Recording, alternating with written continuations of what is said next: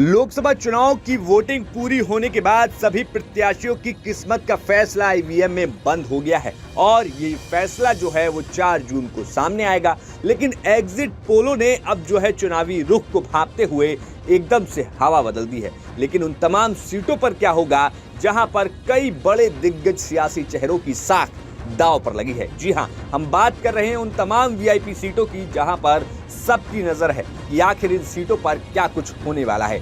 जहां एग्जिट पोलों की बात करें तो एनडीए को जहां बढ़त मिलती हुई दिखाई दे रही है, तो वहीं इंडिया अलायंस भी कई जगह पर टक्कर लेता हुआ दिखाई दे रहा है। और अगर सीट वाइज बात करें तो कैसरगंज की लोकसभा सीट पर तमाम सियासी विश्लेषकों की नजर टिकी हुई है। कैसरगंज लोकसभा सीट की बात करें तो ब्रजभूषण शरण सिंह का टिकट कटने के बाद उनके बेटे करण भूषण सिंह को यहां पर चुनावी मैदान में उतारा गया था और उनके सामने समाजवादी पार्टी के भगत राम मिश्रा जो हैं प्रत्याशी थे। और यहां पर जो टक्कर दिखाई दे रही है वो कांटे की टक्कर है, मुकाबला सीधा है। एक्सिस माई इंडिया के सर्वे के मुताबिक यहां पर अभी जो मजबूत स्थिति है वो ब्रजभूषण शरण सिंह के बेटे करण भूषण की दिखाई दे रही है। और जो चुनावी रिजल्ट है वो 4 जून को होगा, ये सिर्फ एक अनुमान है और सर्वे है। फिलहाल अगर समीकरणों को देखें तो ये सीट लंबे वक्त तक ब्रजभूषण शरण सिंह यहां से सांसद रहे हैं और साथ ही साथ ब्रजभूषण शरण सिंह अपने आप में बाहुबली नेता के तौर पर उत्तर प्रदेश में छवि रखते हैं। और साथ ही साथ जो हाल ही में उन पर तमाम यौन शोषण के आरोप लगे, उसके बाद उनको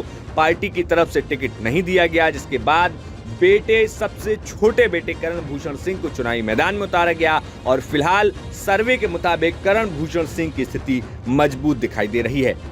फिलहाल सर्वे के आंकड़े सिर्फ एक अनुमान हैं। 4 जून को आने वाले वास्तविक आंकड़े इससे अलग हो सकते हैं। इन चुनावों में उत्तर प्रदेश पर एनडीए ही नहीं, इंडिया अलायंस की भी निगाहें टिकी हुई हैं। यही नहीं, उत्तर प्रदेश में सबसे ज्यादा वीआईपी सीटें हैं जो कि आगे बनने वाली सरकार में बेहद अहम भूमिका निभाएगी। चाहे फिर वो वाराणसी से खुद प्रधानमंत्री मोदी हो, मिर्जापुर से अनुप्रिया पटेल, लखनऊ से राजनाथ सिंह, कन्नौज से अखिलेश यादव, मैनपुरी से डिंपल यादव, आजमगढ़ से धर्मेंद्र यादव, लखीमपुर खीरी से अजय मिश्रा टेनी, ऐसे चेहरों की लंबी लिस्ट है जो लोकसभा चुनाव में दांव आजमा रहे हैं। 2019 के चुनाव को देखें तो यूपी की 80 में से 15 सीटें विपक्ष ने जीती थी, जबकि 65 सीटों पर एनडीए ने जीत दर्ज की थी। इन 15 सीटों में अगर बात करें विपक्ष की तो आजमगढ़ और रामपुर ऐसी सीट रही जो कि उपचुनाव में समाजवादी पार्टी हार गई। लेकिन एग्जिट पोल में फिर इन सीटों पर सपा की वापसी होती हुई अब दिखाई दे रही है।